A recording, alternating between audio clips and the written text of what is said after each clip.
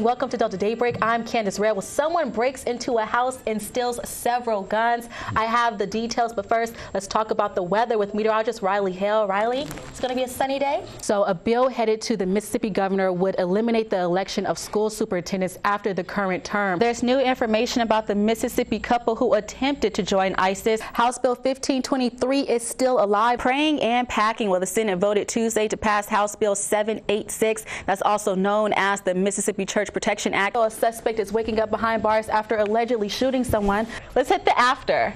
After. Here, get the one. Before. 3, 2, 1. See? After. I am willing to drive 2 hours away just for food. I don't know if that's good or bad.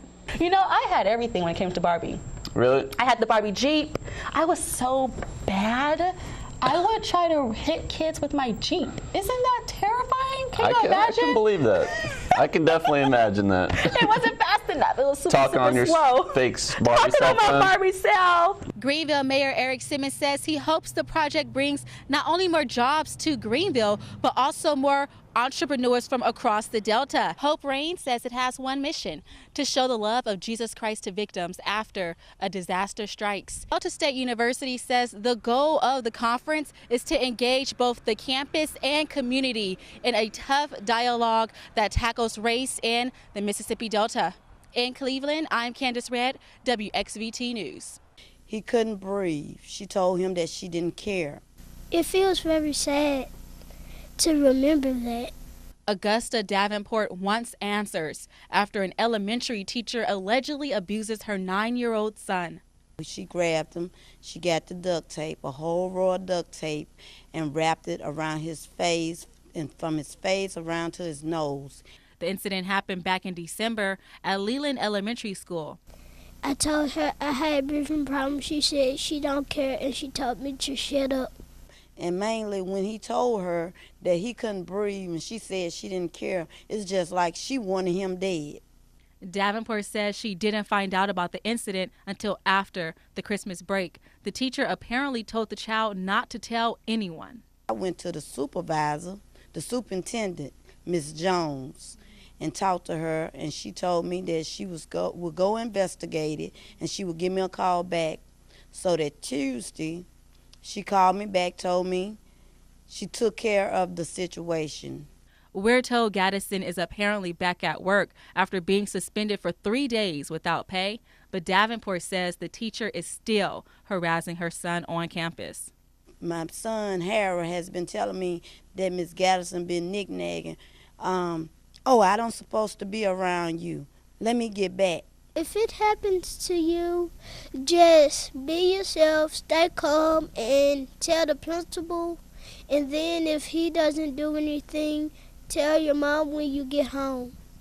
The child's mother wants the teacher fired. She says no student should be abused, especially at an elementary school. In the studio, I'm Kandace Red, WXVT News.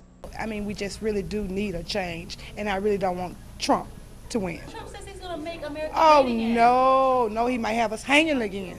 It's all about the Mississippi presidential primaries. Voters in Greenville are at the polls to make their voices heard. The main question: who should be the next president of the United States? And I think Hillary will do very good, like Bill. I think Trump can do the job. I hope that he'll do what he says he's going to do. And if he does, this country has a chance. Republicans Donald Trump, Ted Cruz, and John Kasich campaigned in the Magnolia State to gain supporters, but not Marco Rubio. Democrats Hillary Clinton and Bernie Sanders also skipped Mississippi, but former President Bill Clinton did campaign for his wife in Jackson. Hillary, this is Hillary Clinton, because if you look at the things that she talks about, if you haven't experienced a lot of the things that go on in government and everything, it is very difficult for you to step in there and do things, you know what I mean, because you're learning on the job.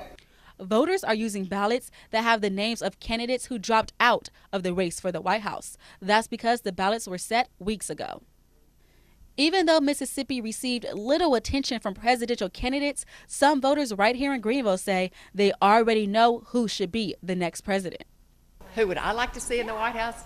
The best person for the job. Well, we heard from voters at the polls, but what about Mississippi Governor Phil Bryant? Well, Bryant is endorsing Ted Cruz for president. The Cruz campaign made the announcement in a press release where Bryant says he will vote for Donald Trump if Trump becomes the Republican nominee. In the studio, I'm Kandace Red for WXVT News. I know my brother isn't the best child on earth, but he's only human, and he never harmed anyone in that way. 29-year-old Johnny Harris is facing an attempted murder charge after he allegedly shot a 30-year-old man in Greenville. The shooting happened January 31st in the 700 block of Wells Lane Street. The victim is in stable condition at the Delta Regional Medical Center. Just one day after the shooting, Harris turned himself in to the Greenville Police Department. Only thing we was telling him, if you didn't do anything, just go ahead and turn yourself in, don't run. Jerica Holmes is his older sister. She says an inmate posted a photo of her brother badly beaten in jail on Facebook. And inmates were posting pictures of him, and they had severely beaten him. I'm talking about horribly bad. He's laying there helpless, no shoes on, no anything. My son laying here like he is dead, and people making jokes out of it, and I don't find it funny. In a phone interview with WXVT, Assistant Chief Deputy Percy Miles says the Washington County Sheriff's Department is handling the situation. We have corrected it, probably corrected it last night, and those subjects that was involved in this assault, they are being charged with simple assault with medical. Harris was sent to the Delta Regional Medical Center for treatment. We're told he's back in the Washington County Regional Correctional Facility without bond. Whoever did this to my son, they need to pay. The family says all inmates should be protected while in jail. The family actually plans on speaking to Sheriff Milton Gaston because inmates should not have access to cell phones or even Facebook.